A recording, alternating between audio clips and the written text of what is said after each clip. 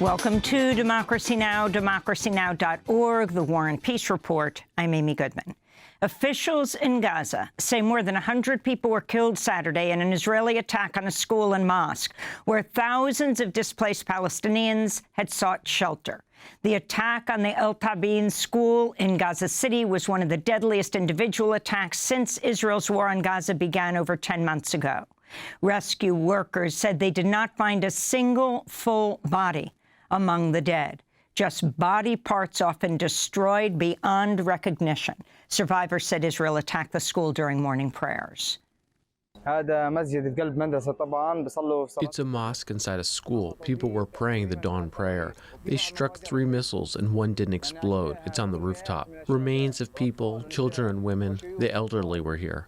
What did they do? Look, these are remains everywhere. They are from the displaced people who fled to here.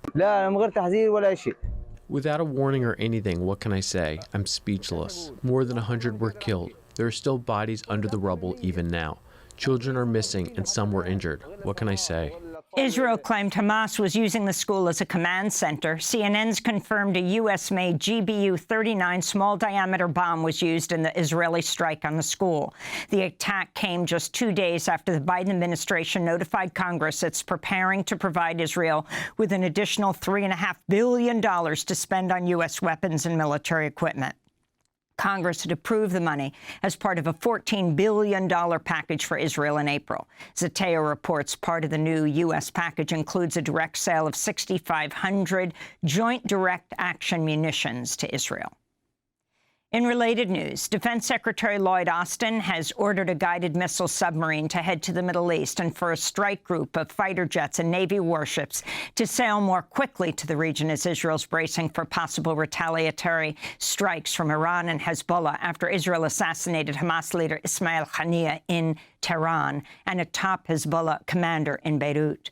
On Friday, Israel continued its assassination campaign by killing a Hamas commander in the Lebanese city of Sidon. Meanwhile, the U.S., Qatar and Egypt have called on Israel and Hamas to resume ceasefire talks on Thursday in Cairo. Hamas responded by saying it supports the ceasefire proposal put forward by President Biden rather than any new plan. Democratic presidential nominee Kamala Harris and her running mate, Minnesota Governor Tim Walz, spoke before a crowd of over 15,000 in Arizona Friday in their largest rally to date. During Harris's speech, a group of protesters began chanting, "Free, free Palestine." The vice president paused to respond.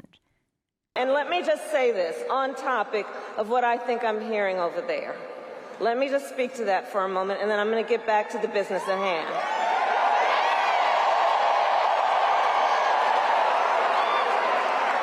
So let me say, I have been clear. Now is the time to get a ceasefire deal and get the hostage deal done. Harris's response to the pro-Palestinian protesters in Arizona marked a notable shift in tone from how she reacted to protesters in Michigan. If you want Donald Trump to win, then say that. Otherwise, I'm speaking. In other campaign news, Donald Trump has falsely accused Kamala Harris of using artificial intelligence to fabricate photos showing large crowds at her rallies. Last week, Harris spoke in front of 15,000 supporters at an airport hangar in Detroit, but Trump falsely claimed the massive crowd didn't actually exist, despite extensive photographic and video evidence. Trump wrote, quote, "There was nobody at the plane," and that the massive crowd, quote, "didn't exist." This comes as numerous reports emerge that Trump has been shocked by the early strength of Harris's campaign, as new polls shows her leading in Michigan, Wisconsin, and Pennsylvania. The New York Times reports the former president has repeatedly called Harris a bitch in private. Russia's ordered residents in parts of the Belgorod region to evacuate as Ukraine expands its attacks inside Russian territory. Thousands of Ukrainian troops are now pushing into both the Kursk and Belgorod regions of Russia in a surprise offensive that began 6 days ago.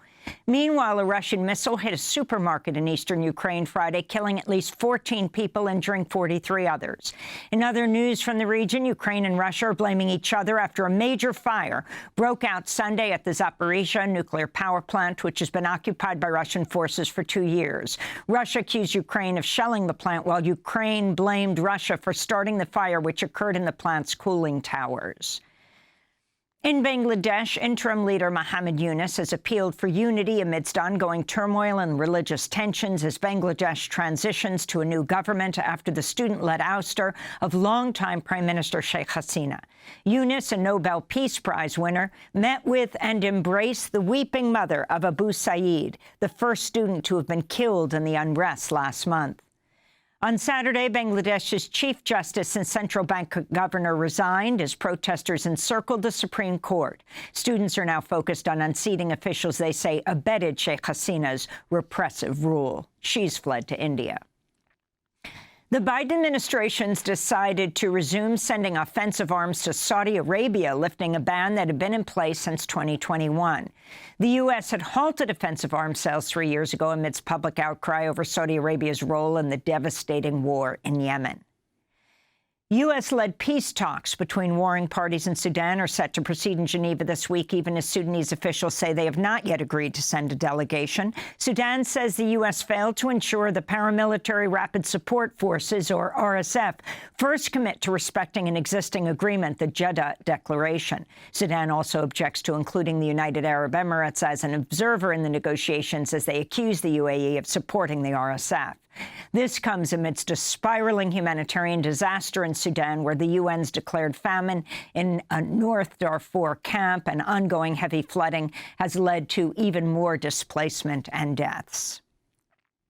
In the Philippines, the independent news website Rappler has won an 8-year-long legal battle and will continue its operations after a court voided a shutdown order issued under former President Rodrigo Duterte. Rappler and its Nobel Peace Prize-winning co-founder, Maria Ressa, were consistently persecuted by Duterte for their critical coverage of his authoritarian rule and his deadly war on drugs. Maria Ressa spoke after the court ruling. This court decision, the latest in a string of court victories for Rappler, is a much-needed reminder that the mission of journalism can thrive, even in the line of fire, to speak truth to power, to hold the line, to build a better world. The Wall Street Journal's reporting the Biden administration's been pushing to arrange for Venezuelan President Nicolas Maduro to leave office in exchange for amnesty for him and other top Venezuelan officials. The report comes 2 weeks after Venezuela held a contested election where both Maduro and the opposition have claimed victory. Peru has passed a bill that bars the prosecution of crimes against humanity committed before 2002. If signed into law by President Dina Boluarte, it could benefit convicted former President Alberto Fujimori and hundreds of others who carried out crimes during Peru's internal conflict from 1980 to 2000. The UN slammed the legislation, saying it, quote, risks endangering the rights to truth, justice, reparations, and guarantees of non-recurrence for thousands of victims of grave violations in Peru. In Brazil, authorities are investigating after a plane crash in Sao Paulo killed all 62 people on board. Among the dead were 8 doctors who were headed to an oncology conference. Another victim was a lawyer who represented clients in cases against airlines. And a federal appeals court extended a block on the Biden administration's student debt relief plan known as SAVE, which lowers monthly payments for millions and accelerates debt cancellation for some borrowers who had taken out smaller loans. Before it was put on hold, the SAVE program had already canceled $5.5 billion for over 400,000 borrowers. And those are some of the headlines. This is Democracy Now!, democracynow.org, The War and Peace Report. I'm Amy Goodman.